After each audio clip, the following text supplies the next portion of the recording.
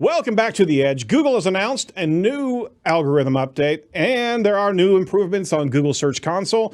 Did Google step over the legal line when it came to bidding for ad placement on their own platform? And a fourth article, are core web vitals ranked in real time? We'll have these answers for you. You're listening to News from The Edge from the week of April 12th, 2021, here on Edge of the Web Radio. From the Edge of the Web studios, here's what we're looking at this week. I almost said 19-something. I was watching too many Goldberg episodes where they say it was 1980-something. I almost actually slipped into that. How about that? Can we go back in time? 1980, and where was the internet at that point in time? The SEO advice would be very different. You think so? Would it really, though? Or would it really be the same thing? It would probably be the same thing. I really just want my CRT with green screen, green characters at that point in time. I long for that. I still have a Trash 80 in a TRS Model 80 in our storage over here. I do. Just in case. Just in case. I've got dual floppies I can boot up.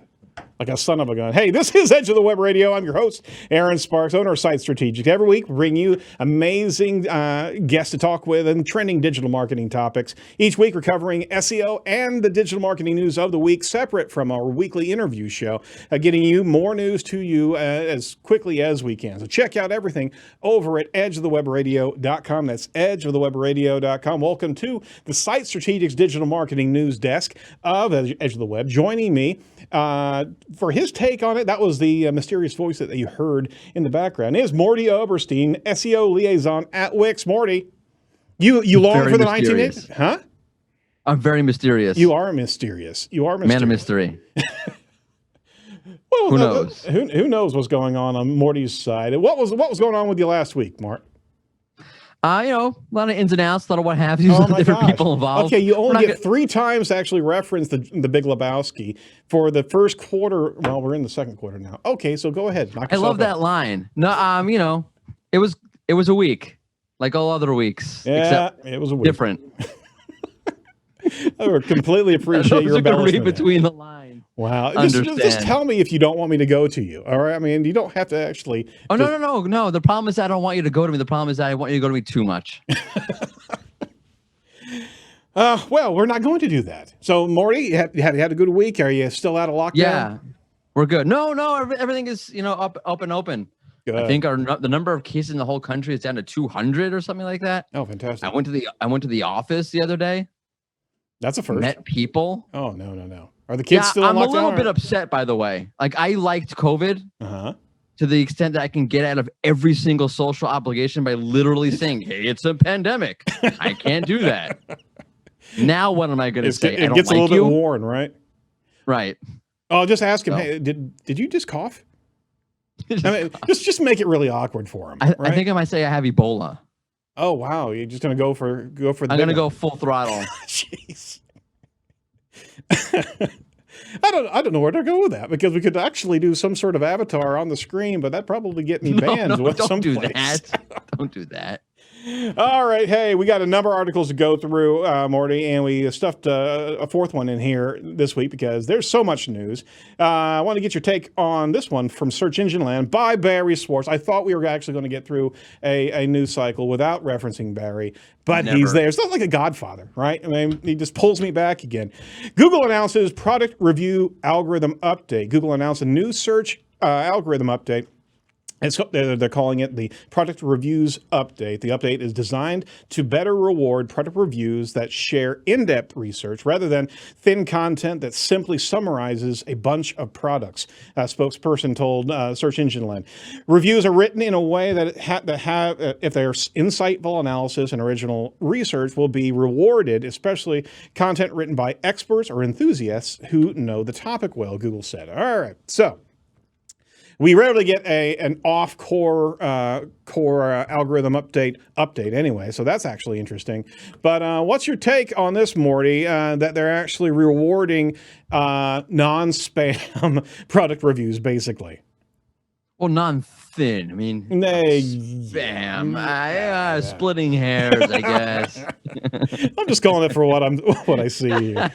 Yeah. Although it's interesting that you say, well, they didn't announce a core update. Usually they only announce core update. This seems very similar to what you hear around a core update, right?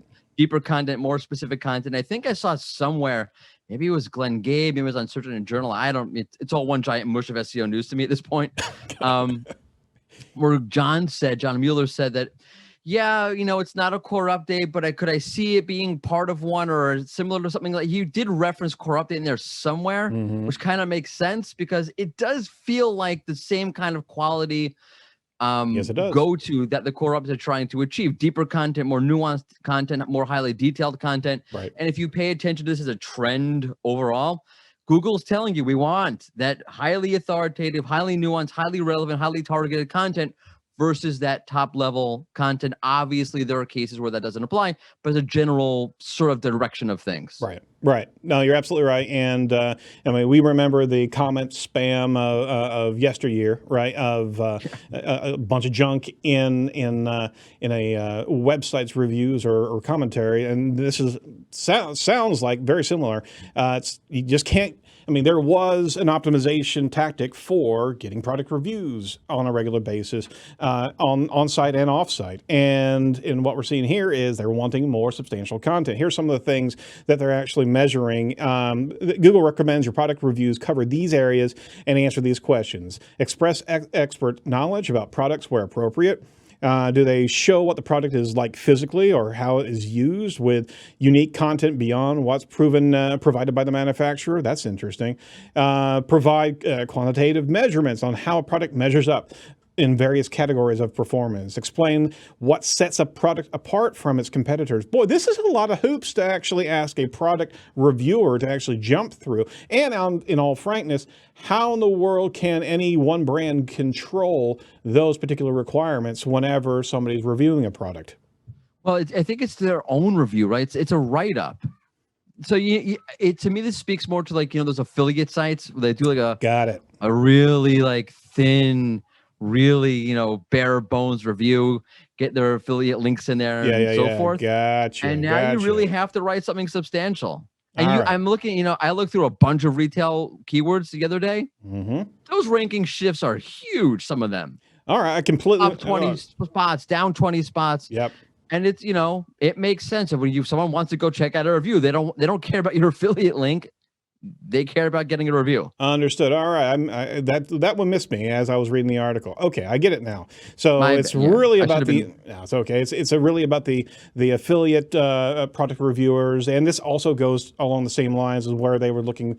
What was it years ago? Whenever they were saying that you had to actually cite your affiliation with the actual company as well, right? Yeah, right. That's the same kind of thing. They don't want you writing reviews because it's an affiliate. Roger that. Not saying you can't have an affiliate business. There's nothing wrong with that. But it should really be, user first. Absolutely. So your wallet second. Deeper content, cover comparable products, discuss the benefits and drawbacks. So they're really, really kind of putting the spurs to, hey, if you're wanting to rank for this product, and if you're actually giving sizable review, the point is you're going to need to, and you're actually going to need to jump through and be able to demonstrate the type of review material that they're actually covering here. Okay, I get that. Very good. Sounds part and parcel. Absolutely, it sounds part and parcel with all the YMYL updates that we've experienced in the past. So could this be a foretell of a core coming up? That's what I know. It's a foretell of the core, but it sounds like, and this I think what John was saying, this could become part of the core. That'll work. It seems to me that this very much jives with the core. Should be part of the core. Let's make a core. For some odd reason, I just heard like a dance move. Does this jive with the core? I'm thinking of the chorus. Let's get funky. Is there a band? All right. Let's go to our next article because that one has no more meat on the bone. All right. Search Engine Journal from Matt Southern. Google launches 2 improvements to Search Console reports. This is actually pretty cool. You got to look at it in GSC. Google Search Console gets 2 new features designed to improve the efficiency of analyzing data in reports, which we dearly needed. Site owners can now use Search Console to filter data by regex or regular expression, as well as utilize a revamped comparison mode, which supports more than one metric. Amazing that it took so long to actually get here. So if you're not familiar with regex, basically regex is regular expressions. You can actually put different types of characters to be able to compare different information. You've got carets and dollar signs and exclamation points to be able to do and or type of queries against your data. If you want to jump into that, Morty, any other further expression on the regex?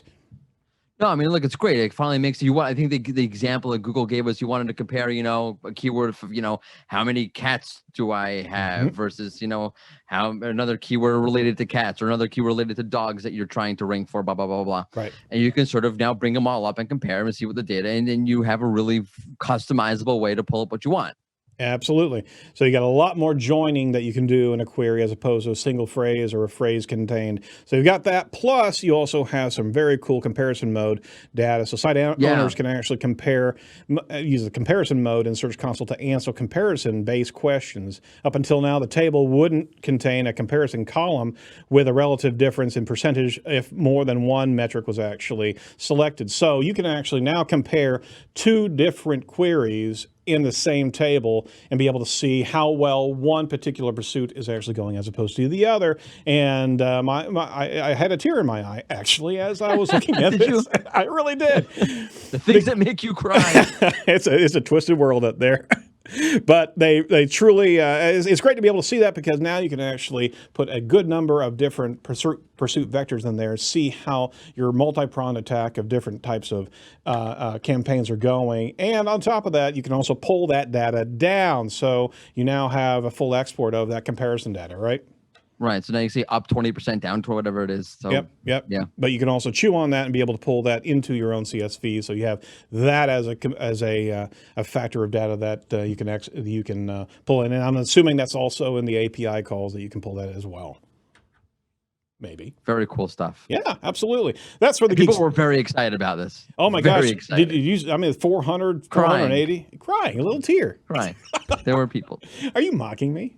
No, I think you are. I'm being for real. I'm not. I would never. Yeah, there was a heck of a lot of Twitter chatter about that off of the post. A lot of people using their memes. They're putting you to shame, man. And you usually are the meme king. No. I made John Mueller's list for like asshats, basically.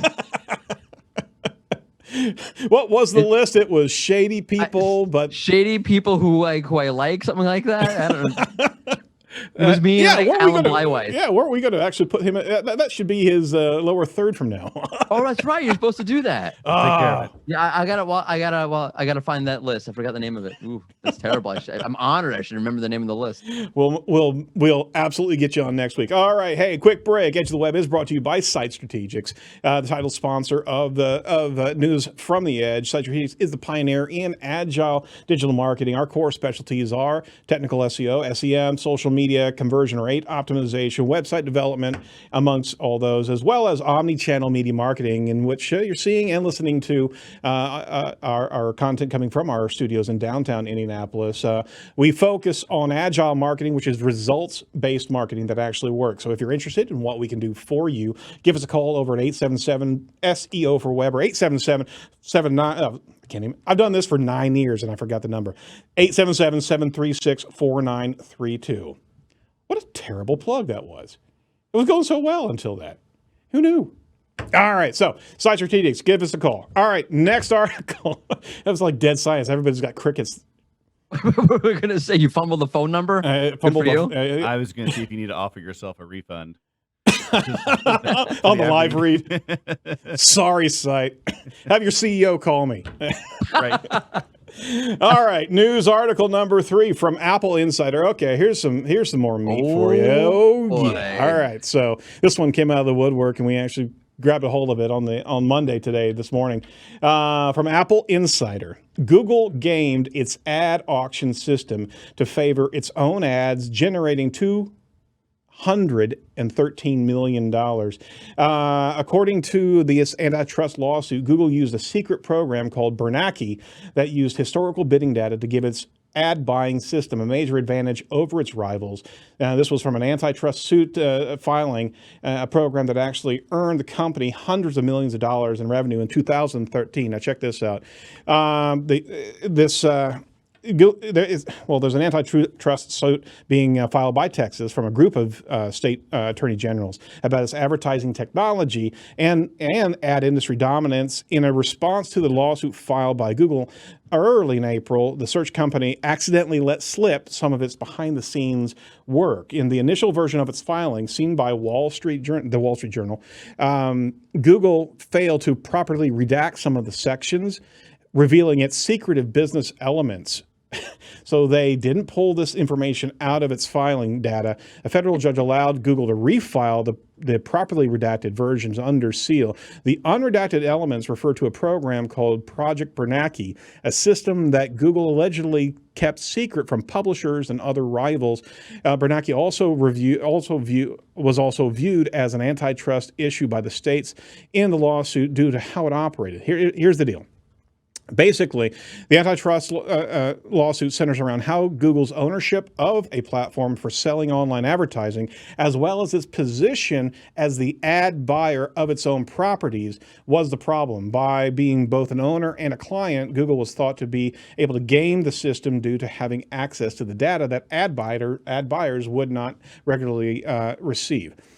So if they knew certain prices that would actually help them pay to secure a specific ad position, this knowledge and the usage was effectively insider trading to states, as Google could feasibly pay less than the publishers, as well as having a natural advantage over the third-party ad buying systems. All right, let you read the rest of the article here, but they actually saw that in 2013, Project Bernanke was anticipated in their internal memorandum to generate $230 million in revenue for that year alone. Wow. Just because you did not redact things correctly in the filing as you're actually going into an antitrust suit from multiple state attorneys generals. Hey, Morty, you want to touch this with a 10-foot cattle prod? No. No. I'm First Googling off, lawyers near me. Right, son of a bitch, I was Googling lawyer. Oh, my Lord. That's funny. I don't even, first of the, like, I wish I had more details on this. How did this work? Like, what do they do? Exactly. How did it work? What went down? It seems like, and I'm not saying it's not true, or I'm not saying it is true. It's all alleged. Absolutely. There's some sort of system that Google used to figure out how to beat its competitors in its own ad space. Doesn't that kind of seem like what did they? Of course, they have access to that data. Like, right. I don't understand how it all worked. So it's hard for me to comment on it, but it's a really bad look. Oh my gosh, yeah. And they also joined this in this article. They joined it with the filing. Actually, also mentions Jedi Blue, which was a revealed agreement between Google and Facebook, where the social networks wouldn't compete with Google in online advertising, and that was actually discovered. Well, that's the original file, right? That was the original antitrust.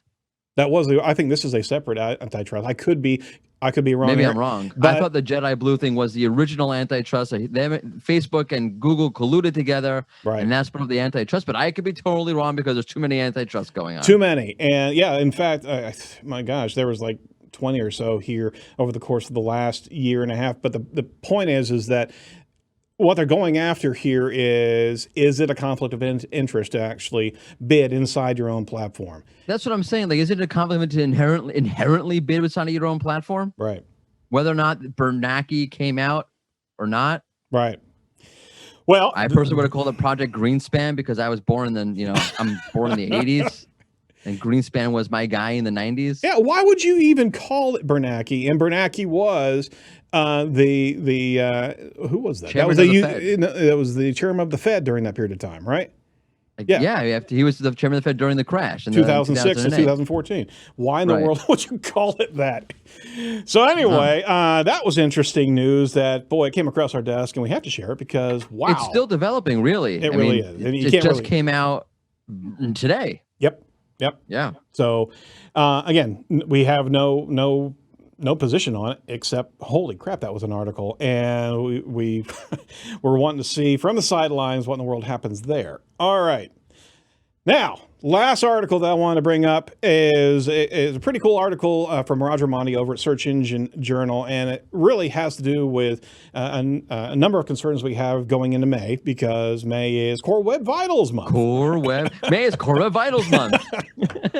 So if you're not familiar with Core Web Vitals, it is certainly going to be considered a ranking signal to what degree we don't know from Google, but Core Web Vitals is certainly has to do with the user experience, the speed of content that you're delivering to a user, how much you actually adjust in the viewport of that viewer upon first load. There's a number of different factors there, so please dig into Core Web Vitals because it's coming to a neighborhood near you, or at least online, right? So they're going to be looking at that. They're already looking at that, and Roger Monti jumps in. How often will Core Web Vitals ranking factor actually be calculated? So in a Google SEO office hours hangout, someone asked John Mueller about the update schedule for the ranking factor associated with Core Web Vitals, the scores themselves. So will their ranking factor be updated in real time or every 28 days?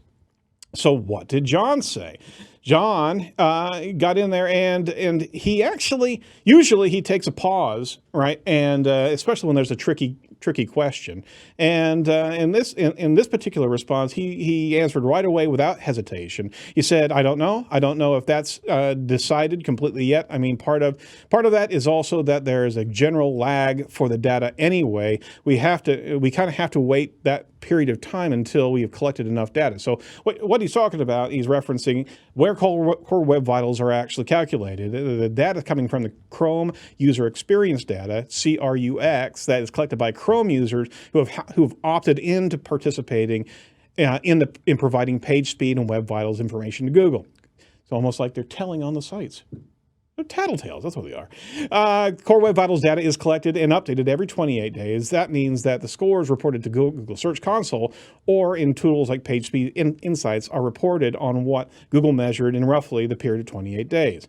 And so Mueller continued his answer, so I suspect it's not something that will be optimized for speedy updates, but more kind of to have a clear understanding of the overall picture. My guess is it's something of a slow thing rather than a real-time change. The reason why we are referencing real-time is that because Penguin algorithm updates have been considered to be real-time for several years now. In fact, I actually made mention of that, I think 2 updates ago, if I'm not mistaken. But it's certainly important to understand how often, if we have a slow site, if we have factors that are weighing us down, how often will we have kind of a reset of the score so we can affect our Core Web Vital signal? If we know something's going dreadfully wrong on our website, we've got some bloated load times, or we're on a bad server, how quickly can we have that signal reset? So Morty, what are your thoughts about the speediness of Core Web Vitals, and maybe how strong of a ranking signal we're really talking about as we get into May in a couple of weeks? I mean, look, they're still trying to figure this out. Yeah. They recently adjusted CLS, so that caps it after, I think, 5 seconds, something like that, which is really important on single page applications, because if you have the way a single page app works and the way that the JavaScript is fired, it looks like one continuous session as you go from page to page to page. Right. So your CLS would keep getting calculated and calculated and calculated. Absolutely. But now with the cap maxing out of 5 seconds rather, so that would seemingly fix that problem. Mm-hmm. There's a lot of problems that they're still trying to figure out. I can't imagine that they're going to refresh it before 28 days. I mean, the crux data is a collection over 28 days. Why would they reevaluate without a fresh set of 28 days worth of data? Right. It's not, you could theoretically have one great session, change something, and be totally, it's a collection of over time, no? It is, and on top of it, you have to have, this is something of almost getting multiple core samplings, pun intended, because any point in time, you have so many different other playing factors of server technology. You have to have a consistent right. There has to be ping. A consistent. Yeah, I mean, you could at any given moment you can have like really great setup going on. It depends on your CDN. A lot of different things go into this. Absolutely. So if you're basing it on a one-shot deal, it makes no sense. It's going to have to be a collection over time.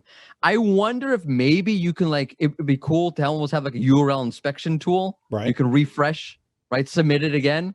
Hey, I made a change. Why don't you have reset the clock here, Google, have a look again. That would be a great idea. Just like we have a reindex request regularly, and they have a cap on how many times you can actually request that over a day. Do the same thing. Yeah, we fixed it. Although these are not being considered penalties, right?